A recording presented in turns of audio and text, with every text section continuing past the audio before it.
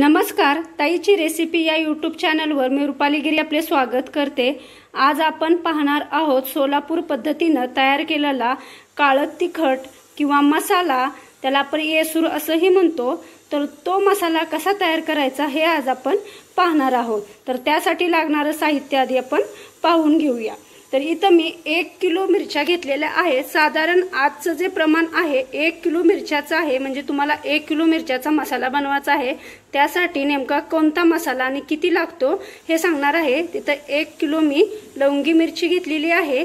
त्यानंतर पाव किलो धने घेतलेले आहेत। पाव किलो मी हे खोबरं आहे जे बारीक मिक्सरमधनं बारीक करून घेतलेलं आहे, कारण भाजण्यासाठी ते सोयीस्कर होतं। त्यानंतर मसाल्यामध्ये आहेत ते पदार्थ म्हणजे 1 किलो मिरचीसाठी इथं मी 10 ग्रॅम जिरे घेतलेले आहेत। त्यानंतर 10 ग्रॅम लवंग, त्यानंतर 10 ग्रॅम शहाजिरी, त्यानंतर 10 ग्रॅम जायवंत्री आहे आणि ही 10 ग्रॅम आहे ते रामवंत्री, आणि ही दालचिनी आहे ती पण 10 ग्रॅम आहे, आणि हे आहे 10 ग्रॅम मेथी घेतलेली आहे। त्यानंतर बघा, त्यानंतर लागणार आहे 10 ग्रॅमच ही इथं मी खसखस, 10 ग्रॅम हळकुंड, 10 ग्रॅम आहे ते नाखेकर, आणि 10 ग्रॅम आहे ते त्रिलक। हे त्रिलक आहे ते 10 ग्रॅम घेतलेलं आहे मी, आणि इथं आहे 10 ग्रॅम ही मिरे घेतलेले आहेत 10 ग्रॅम। त्यानंतर हे बघा चक्री फूल आहे ते पण 10 ग्रॅम आहे, आणि हे जे आहे मोहरी ती पण 10 ग्रॅम आहे, आणि हे तमालपत्र आहे ते पण 10 ग्रॅम घेतलेलं आहे। आणि इथं मी साधारण 7-8 कांदे, अर्धा किलो कांदा मी कट करून 4 दिवस उन्हात वाळवला आहे। पाहू शकता तुम्ही, असा वाळवून घ्यायचा आहे तुम्हाला तो व्यवस्थित। त्यानंतर इथं आहे ती मसाला वेलची आहे, हिरवी नाहीये तर ती मसाल्याची स्पेशल अशी वेलची भेटते ती मसाला वेलची। आणि इथं मसाला भाजण्यासाठी मी अर्धा लिटर तेल घेतलेलं आहे। आणि तुम्हाला सांगायचं एक ट्रिक्स म्हणजे सोलापूर पद्धतीने केल्या जाणाऱ्या मसाल्याची, तर बघा जेव्हा आपण मसाला भाजतो त्यामध्ये जिरे, लवंग, शहाजिरी आणि हे जे आयटम आहेत हे 4 हे आपण भाजणार नाहीत, हे जसेच्या तसे आपण मसाल्यामध्ये टाकणार आहोत। जे मी हे ठेवलेले आहेत ते जसेच्या तसे आपल्याला टाकायचे आहेत। लक्षात काय ठेवायचं, शहाजिरी, जिरे, लवंग, दालचिनी आणि रामपत्री आणि हे जायपत्री हे 2 आपल्याला भाजायचे किंवा तळायचे नाहीये, तर ते तसेच आपण मसाल्यामध्ये टाकणार आहोत कच्च्या स्वरूपातच। इथे मी कढई गरम करायला ठेवलेली आहे, तर आता आपण भाजून घेऊया मसाले। त्यात आधी थोडंसं मी तेल टाकून घेत आहे, साधारण 2 चमचे आपल्याला तेल टाकायचं आहे। तेल गरम झाल्यानंतर त्यामध्ये टाकून घेऊया धने, जे पाव किलो धने घेतलेले आहेत ते टाकून घेऊया, आणि सर्व आपल्याला कमी गॅसवर हे मसाले भाजून घ्यायचे आहेत। छान प्रकारे कमी गॅसवर भाजल्यावर त्याचा वास आणि ते छान असे खुसखुशीत आणि कुरकुरीत होतात। अशाच प्रकारे परतून आपल्याला ते छान असे कमी आचेवर भाजून घ्यायचे आहेत। आपले धने छान प्रकारे असे भाजत आलेले आहेत, अजून थोड्या वेळ आपण ते भाजून घेऊया। साधारण 10 मिनिटं कमी गॅसवर भाजून हे धने घेतलेले आहेत। आपले धने आता व्यवस्थित भाजून झालेले आहेत, तुम्ही पाहू शकता त्याला किती छान असा कलर आलेला आहे। आता आपण ते काढून घेऊया। आता यामध्ये टाकून घेऊया मसाला वेलची, आणि त्यामध्ये टाकूया साधारण 1 चमचा तेल, आणि ते मस्त असे कमी गॅसवर आपल्याला भाजून घ्यायचे आहे। साधारण 2 मिनिटं आपले मसाला वेलची सुद्धा तळून झालेली आहे। आता आपण ती काढून घेऊया। आता मसाला वेलची तळल्यानंतर त्यामध्ये टाकून घेऊया कांदा, तो पण मस्त असा आपल्याला लालसर भाजून घ्यायचा आहे।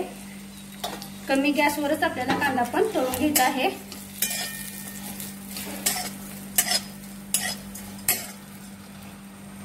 अशा प्रकारे आपल्याला तो लाल करून घ्यायचा आहे। थोडंसं तेल टाकायचं, एक अर्धा चमचा, जास्त टाकायचं नाही। जास्त तेल मसाल्यामध्ये झालं तर मसाला बारीक होत नाही तो कुटून आणताना किंवा त्या डांग्यामध्ये, त्यामुळे थोडंसं कमीच तेल वापर करून आपल्याला हे मसाले भाजून घ्यायचे आहेत।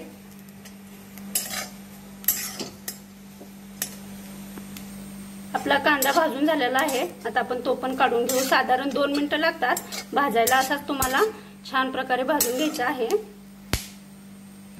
त्यानंतर टाकून घेऊया चक्री फूल, ते पण थोडंसं तेल टाकून आपल्याला भाजायचं आहे। एक अर्धा चमचा तेल तुम्हाला टाकून ते भाजून घ्यायचं आहे। कमी गॅसवरच ते भाजायचं आहे। कमी गॅसवरच सगळे मसाल्याचे पदार्थ भाजून घ्यायचे आहेत तुम्हाला। एक साधारण 1 मिनिट भाजल्यानंतर आपले चक्री फूल पण भाजून झालेलं आहे, ते पण काढून घेऊया आपण। त्यानंतर टाकून घेऊया हे दगडी फूल, ते पण थोडंसं तेल टाकून आपल्याला भाजून घ्यायचं आहे।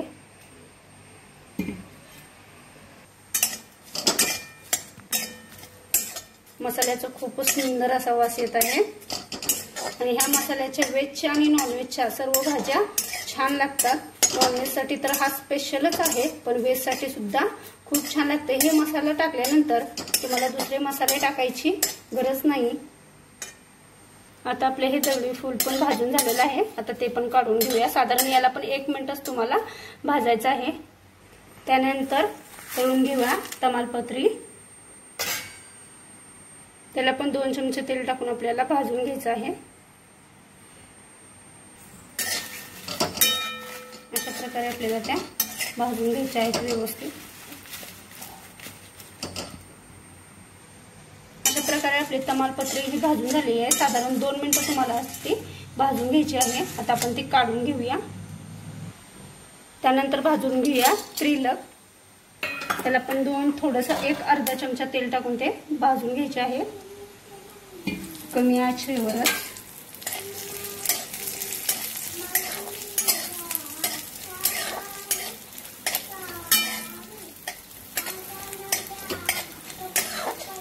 आपलं हे त्रिलक पण भाजून झालेलं आहे, आता आपण भाजून घेऊया।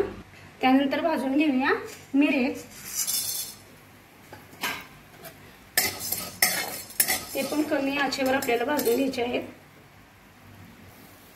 अशा प्रकारे हे मिरे पण आपले भाजून झालेले आहे। याला पण 1 मिनिट आपल्याला भाजून घ्यायचं आहे। त्यानंतर टाकून घेऊया नाकेखर,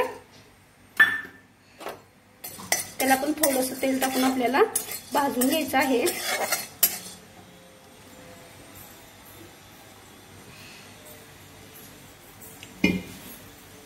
त्याला पण साधारण 1 मिनिट आपल्याला असं भाजून घ्यायचं आहे मिऱ्यासारखंच।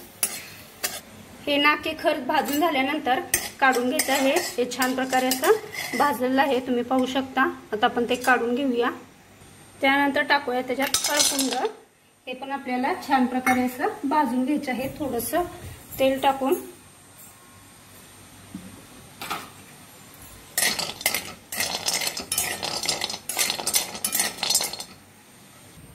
अशा प्रकारे आपलं हळकुंड ही भाजून झालेलं आहे, आता आपण ते काढून घेऊया। त्यानंतर त्यामध्ये टाकून घेऊया मेथ्या, त्या पण छान अशा आपल्याला लालसर होईपर्यंत भाजायच्या आहेत। थोडंसं एक अर्धा चमचा तेल टाकून तुम्हाला ते भाजून घ्यायचं आहे।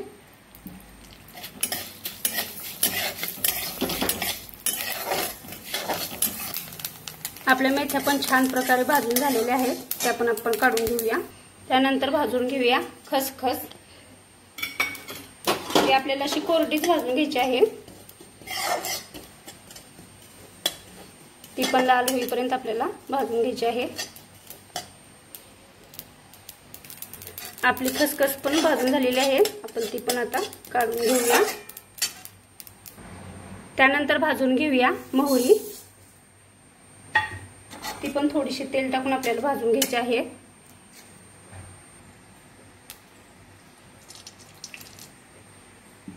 ती पण कमी गॅसवर आपल्याला भाजून घ्यायची आहे।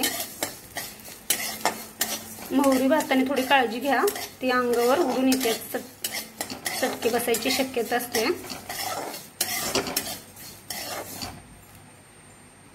अशा प्रकारे आपली मोहरी ही भाजून झालेली आहे, आता आपण ती पण काढून घेऊया।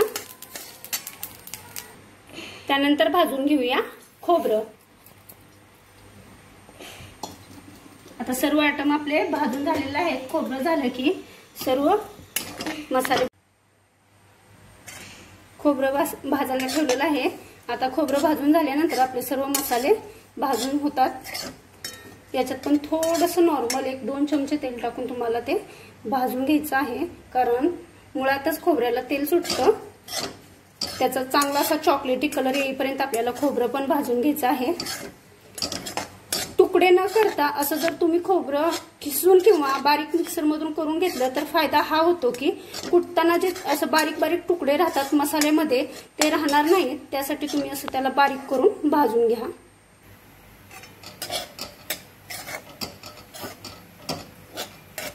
आपलं खोबरं लाल होत आलेलं आहे. आता अशाच प्रकारे आपल्याला ते भाजून घ्यायचं आहे. अशा प्रकारे 2-3 मिनिटं भाजल्यानंतर आपलं खोबरं भाजून झालेलं आहे. तुम्हाला पण खोबऱ्याला असा चॉकलेटी कलर येईपर्यंत आपण ते भाजून घ्यायचं आहे. आता आपण हे काढून घेऊया. अशा प्रकारे आपला सर्व मसाला भाजून झालेला आहे. आता आपण भाजून घेऊया मिरच्या भाजणंही गरजेचं आहे, त्याशिवाय आपला मसाला तयार होणार नाही. इथं मसाला आणि इथं धने आणि खोबरं भाजलेलं आहे. तर आता आपण भाजून घेऊया मिरची भाजण्यासाठी इथं एक मी पातेलं ठेवलेलं आहे गरम करायला. त्यामध्ये टाकून घेऊया साधारण 1 पळी तेल आणि अर्ध्या करून असं 2 वेळेस मी 1 किलोच्या मिरच्या भाजून घेणार आहे. आता त्यात टाकून घेऊया मिरच्या. साधारण अर्ध्या मी त्यामध्ये टाकत आहे, अर्ध्या दुसऱ्या बॅचला भाजून घेत आहे. त्या पण अशा छान मध्यम आचेवर आपल्याला भाजून घ्यायचे आहेत. अशा प्रकारे आपल्याला मिरच्या भाजून घ्यायच्या आहेत.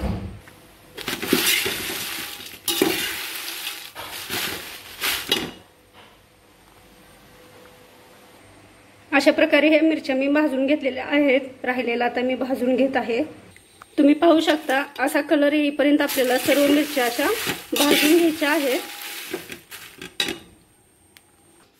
अशा प्रकारे मी सर्व मिरच्या ह्या भाजून घेतलेल्या आहेत. तुम्ही पाहू शकता हे 2 भांड्यामध्ये मी भाजून ठेवलेले आहेत. आणि इथं हे आपलं ते धने आणि खोबरं.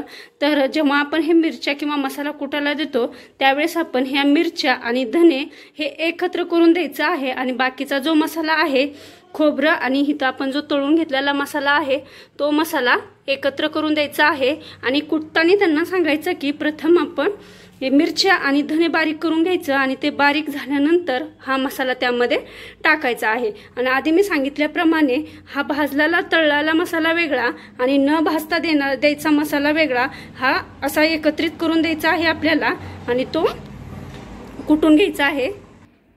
न भाजलेला मसाला वेगळ्या कॅरी बॅग मध्ये पॅक करून तुम्हाला द्यायचा आहे आणि भाजलेला वेगळा. आणि भाजलेल्या मसाल्यामध्येच खोबरं टाकायचं आहे जे आपण भाजून घेतलेलं आहे ते, आणि मिरच्या धने एका कॅरी बॅग मध्ये असे 3 कॅरी बॅग करून तुम्हाला ते कुटण्यासाठी द्यायचे आहेत. तर थंड सगळा मसाला भाजून थंड झाल्यानंतर आणि मिरच्याही भाजून थंड झाल्यानंतरच तुम्हाला ते कुटण्यासाठी द्यायचं आहे. आपला पूर्ण मसाला थंड झाल्यानंतर हा मसाला मी बाहेरून कुटून आणलेला आहे. तर तुम्ही पाहू शकता किती छान असा आपला मसाला तयार झालेला आहे. तुम्हाला जर माझ्या या मसाल्याची रेसिपी आवडली असेल तर चॅनलला सबस्क्राईब, लाईक आणि शेअर करायला विसरू नका. धन्यवाद.